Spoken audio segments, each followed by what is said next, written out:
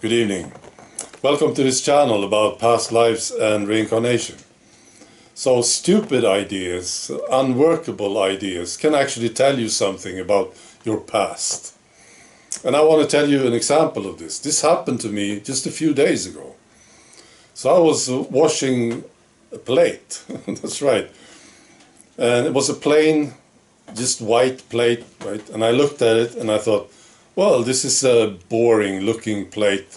And then I got this very stupid idea. And it came very strong. And I thought, wow, what a great idea. For just a split second, I thought, this is fantastic. I thought, maybe I should get into making porcelain. You know, wouldn't that be nice? You make porcelain by hand, and you decorate it by hand, and you sell it. Well, first of all, I'm retired, right? And just imagine the work and trying to sell this stuff, right? A stupid idea. That's what it is. But I know that I was involved in this business in the past. Yes. That's right. This was the time when porcelain was made by hand. And they were decorated by hand. And for a short time, I was involved in this business. And this business was just vanished because factories started to make them, you know, make porcelain. And of course, you can't compete with this. You know. So that business was gone. And I was upset about it at the time. See, I thought it was sad because it was such a nice business and lots of people lost their jobs, and you know, I was a bit upset about this. So it was sort of a failed project for me, this handmade porcelain project. So now I got this idea again.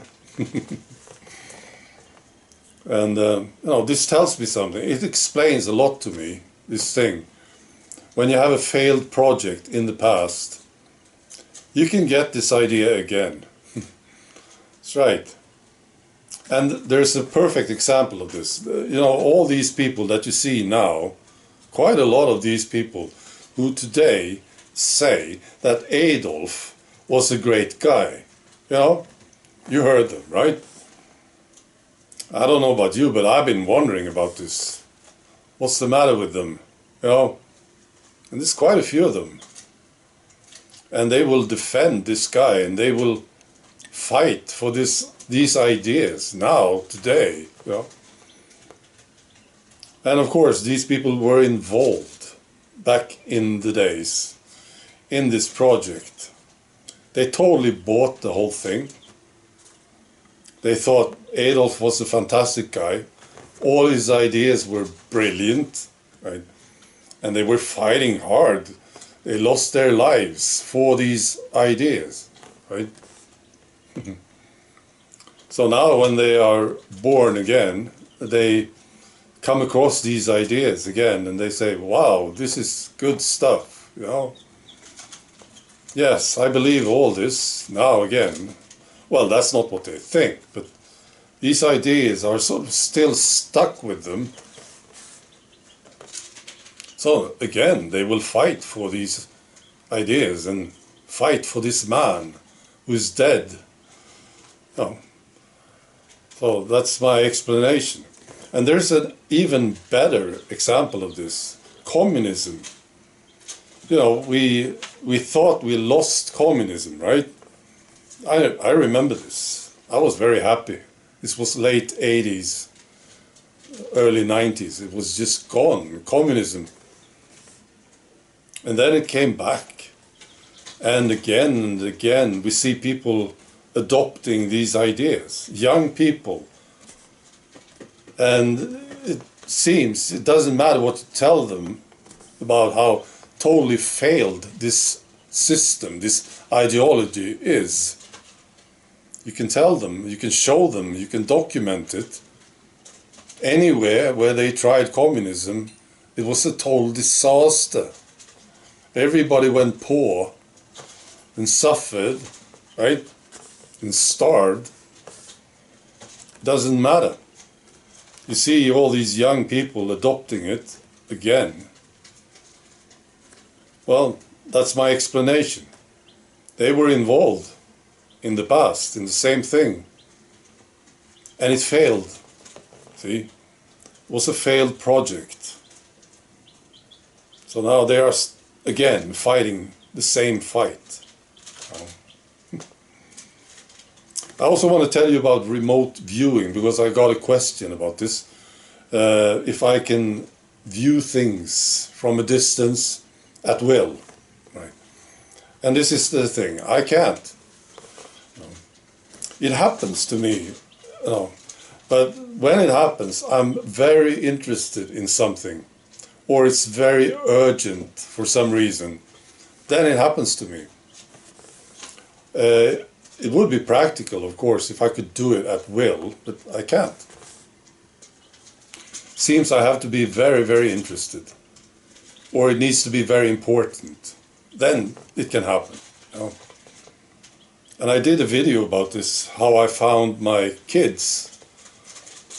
They were gone, and we were in a new area, and I knew nothing about the area, and I found them. I was going straight at them, right? And there's another example, actually, that I will tell you about. It was a good friend of mine, and a very good friend, actually, one of my best friends. And he came to me and he said he lost his briefcase. This was maybe 30 years ago, I think, 25 years ago. He lost his briefcase. He couldn't find it. And he was sort of desperate about it, because there were some very important stuff in the briefcase, of course. So he was thinking about calling the police, but he lost hope, and he was feeling very bad about it. And then I saw it. I saw the briefcase, very clear picture. I saw it standing next to a chair. And there was carpet, right? Wall-to-wall carpet, quite soft. This is what I saw. And it was very clear. And so I told him about it. Yeah, I see your briefcase. And I told him the picture. I said there was a chair and there was a wall-to-wall carpet. That's what I told him. And then he said, well, this sounds like my office. And then he said, no, it can't be there. I know that I brought it with me when I left the office. I know this. I brought it with me to the car. So it can't be there. And then he called me the next day, said it was in his office. So that was great. And seems to work like this for me. Needs to be important enough. I don't know why, but apparently that's how it works for me. And I'm sure you heard stories about people when they have an emergency, these abilities that they have sort of sleeping within them, they come to life. I'm sure you heard stories about this. People lifting heavy things that they really can't lift, things like this. When their kids are stuck under the thing, these stories. I'm sorry, I don't have an example right now, but I'm sure you heard them. All right, that's all. Be good.